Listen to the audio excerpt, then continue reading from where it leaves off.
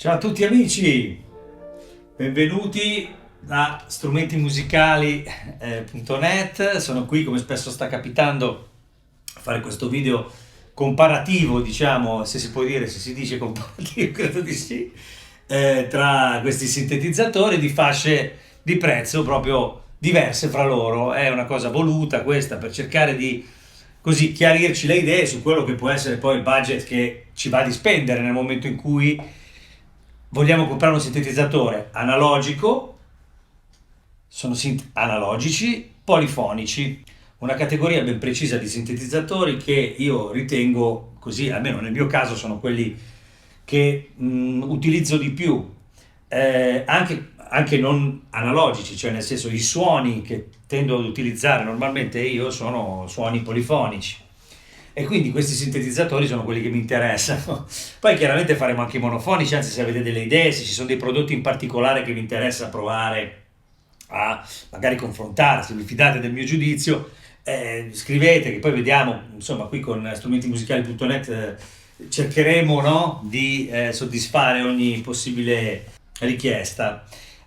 Io partiamo dal presupposto del prezzo, nel senso che qui siamo davvero nell'economia. DeepMind 6 di Behringer, un ottimo strumento, è fondamentalmente un Juno 106 con gli effetti a bordo molto belli. Tra l'altro c'è stata questa joint venture con TC Electronic, Clark Technique, c'è tutto un mondo.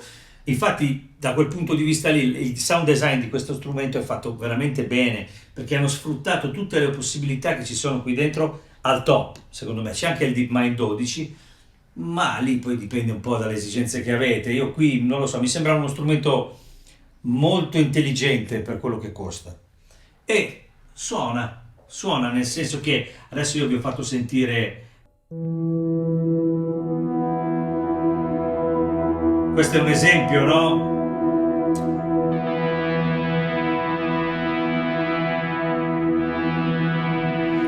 Questo discorso degli effetti è tutto così, tutto molto il sound design è tutto molto basato sul fatto che ci sono questi effetti a disposizione. Abbiamo un bel pannello qui, al contrario di queste situazioni, qui abbiamo uno piccolino, qui non c'è niente, qui è proprio alla vecchia, bella proprio Guerrieri della Notte, e qua invece abbiamo proprio il display con tutto quello che si può fare. È veramente figo, devo dire la verità. Se vi piace il genere, chiaramente.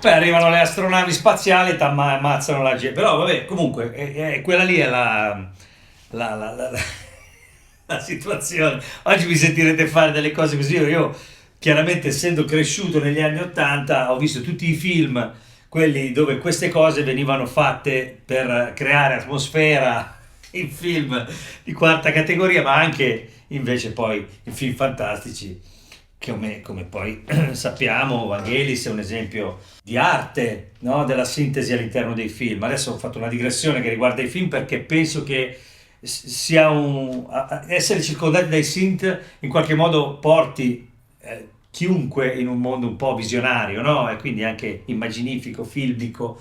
E ho finito le parole adeguate, ma insomma, adesso qui siamo prezzo base, prezzo medio per un polifonico e prezzo importante per un polifonico storico. Questo è un Prophet 5 portato a 6,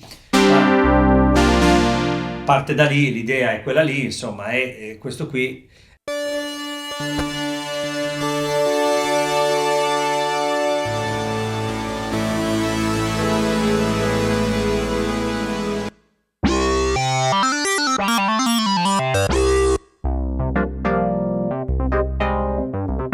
Ci sono anche queste cose qui che sono molto interessanti. Allora, cioè qui siamo proprio 500, 500, 1500, 3500, cioè proprio... E allora, nel senso, è proprio come, cioè la scala è proprio come, cioè quasi come si percepisce dal punto di vista della fucilata dei soldi, cioè nel senso, questo qui, adesso io vi faccio un esempio così banale, prendo questo suono che è semplice, non entro qui oggi se vogliamo entrare nei dettagli tutte e tre diventa complicato, tutte e tre hanno due oscillatori non gestiti esattamente allo stesso modo perché questo è appunto un Juno 106, quindi comunque ha una sua architettura che prende da Roland, e questi invece sono un po' più simili, quindi due oscillatori, mixer, filtro e inviluppi, anche qui è la stessa cosa ma in modalità Roland. Non cambia molto, era semplicemente per farvi capire da dove arrivano.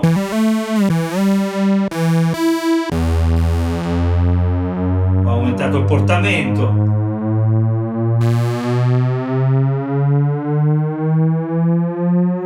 Vabbè, comunque, volevo farvi sentire.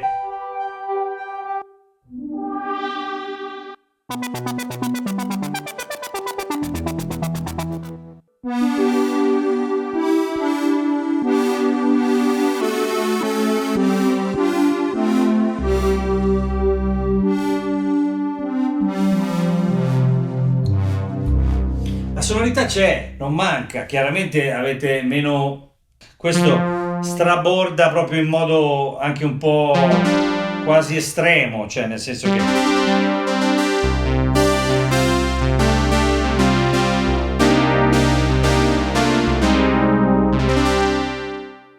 anche proprio si sente a livello di spessore del suono, questo è un pochino più contenuto, però ha questa questione degli effetti che vi possono portare in ambiti veramente particolari, è molto moderno in realtà,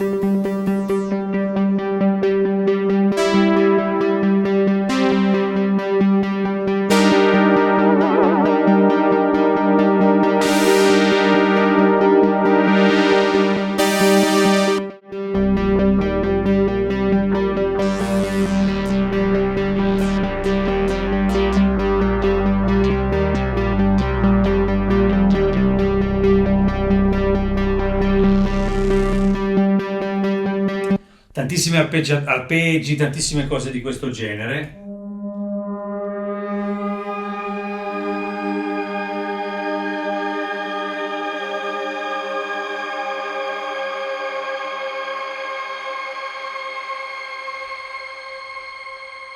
Qui siamo proprio nel.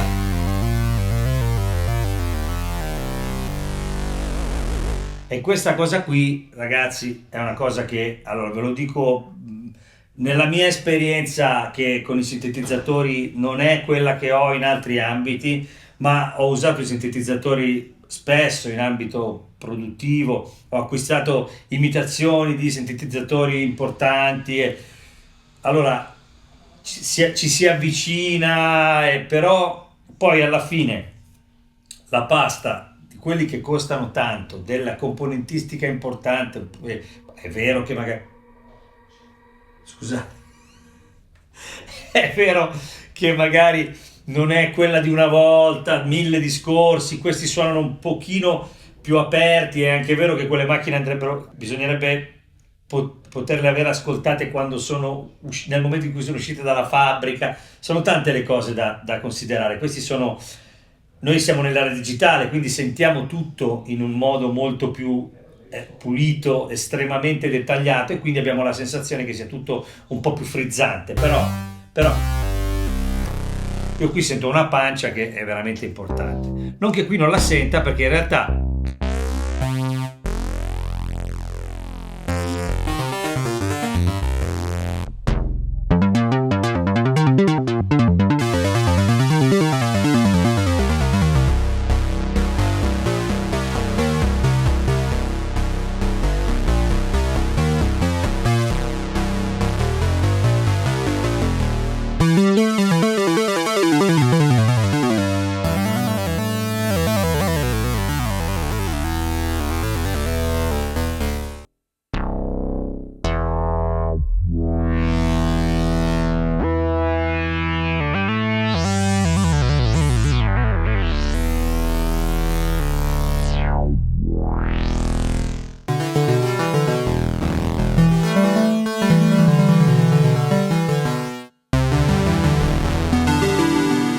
Cioè, nel senso, ora è chiaro che dovrei mettermi qui a fare le cose col calibro per cercare di tirare fuori un suono.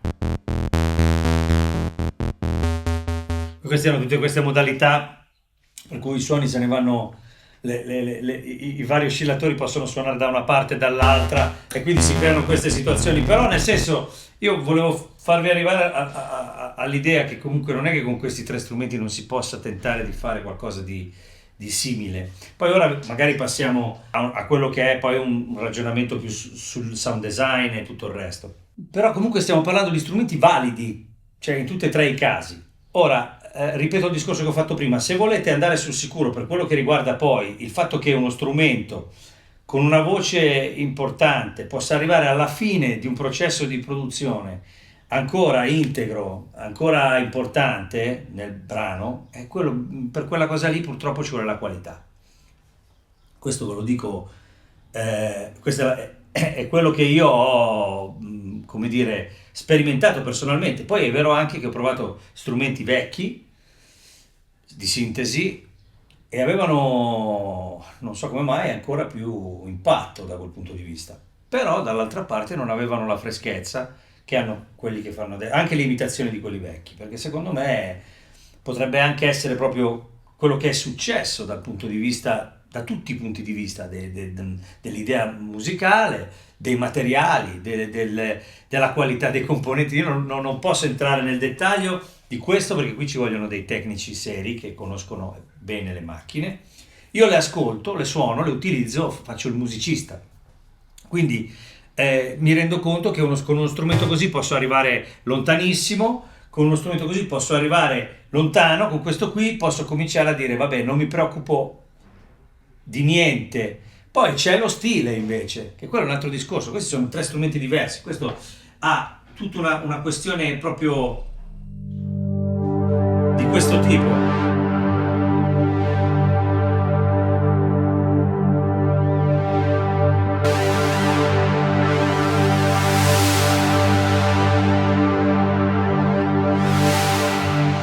È imballato negli effetti, no? Sembrano più, hanno già un'idea appunto di sound design anche nel senso produttivo. Qui invece si parte da, scusate che sennò spacco tutto.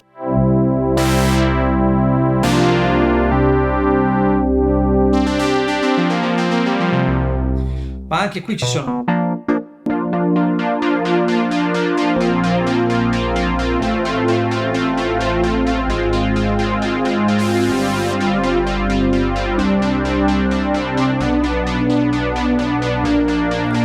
Qui è una via di mezzo. Ci sono anche qui tantissimi arpeggi.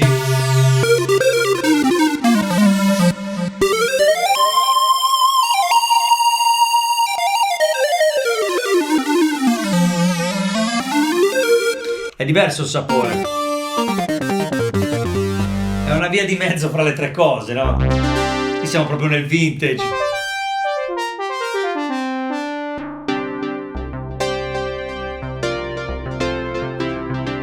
Infatti il rischio un po' di questi strumenti qui è quello poi di ritrovarsi a fare anche la musica vintage, no? Come succede spesso a me. Bisogna essere, come dire, bisognerebbe magari non avere tutto il background musicale al quale questi strumenti riportano, no? L'immaginario, e quindi un giovane, un ragazzo che è completamente libero da ogni ricordo potrebbe utilizzarlo in modo molto più probabilmente innovativo, non lo so. Poi in realtà non è vero, perché con questi strumenti si può fare di tutto. Adesso sto scorrendo i preset, ce ne sono. Anche qui abbiamo una parte di effetti che chiaramente però non è come qui estrema, è come qui un po' più complessa. Qui siamo veramente più tranquilli, però la qualità di ogni cosa è altissima, no?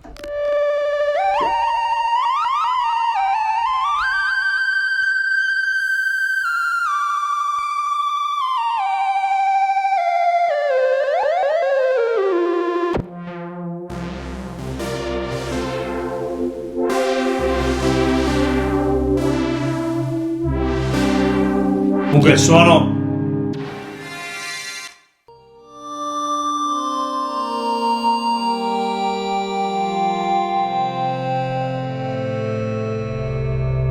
Il suono di questo strumento lo avete capito, quello di questo anche secondo me, perché poi alla fine ha le sue...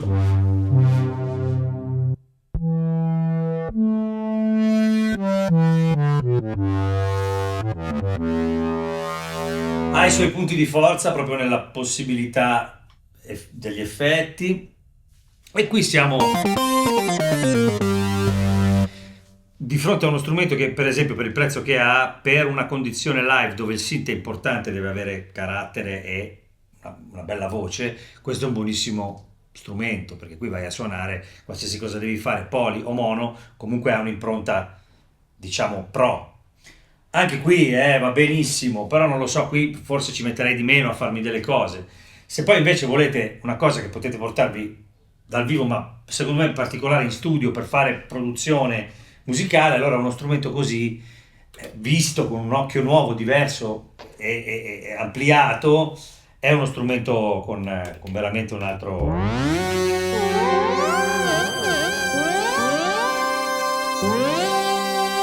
una voce incredibile.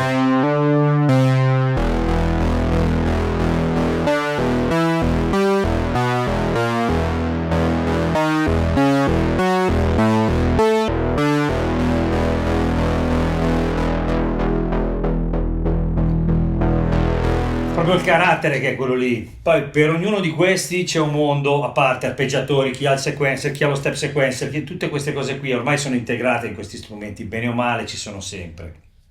Poi l'efficacia o meno lì c'è da ragionare. Era per farvi sentire che comunque nello stesso momento le differenze esistono ma non sono enormi per da certi punti di vista, anche per imparare che cos'è la sintesi, come funziona, ma poi quando invece si fa sul serio, penso che insomma ancora oggi la qualità e il prezzo delle cose abbiano una loro identità, una loro importanza. Poi ecco, dal punto di vista, per chiudere invece, del tasto, della tastiera, della qualità, io devo dire la verità che questo DeepMind io lo trovo molto molto interessante, devo essere sincero, cioè da suonare è bello, aftertouch, cioè nel senso io sono dell'idea che sia veramente uno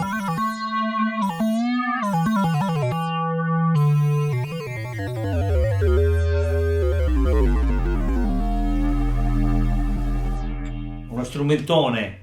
Per quello che costa è fuori dalle possibilità umane. Forse la cosa migliore che ha fatto Behringer, almeno secondo me, quella con un'identità, anche mi piaceva molto il Neutron. Questo però come polifonico è proprio bello, bello, bello. E poi questi due sono due strumenti di due fasce di prezzo diverse, ma con la stessa pasta praticamente. Quindi insomma io ho fatto quello che potevo, ragazzi, cioè nel senso era giusto per farvi avere un'idea di quello che è questo mondo qua e di quali sono le possibilità. Poi se vi interessa qualche altra cosa fateci sapere, come vi dicevo all'inizio. Io vi ringrazio strumentimusicali.net che mi mette nella condizione di fare questi video. Scusate la voce ma ancora non è tornata del tutto, e se vi piace quello che faccio iscrivetevi al canale perché è fondamentale quello, e andate sul mio sito www.maxkeys.com dove trovate tutti i video divisi per categorie, insomma libri, musica che faccio, tante cose, e quindi insomma spero sia stato utile. Io vi ringrazio e mando un bacione, ciao ciao.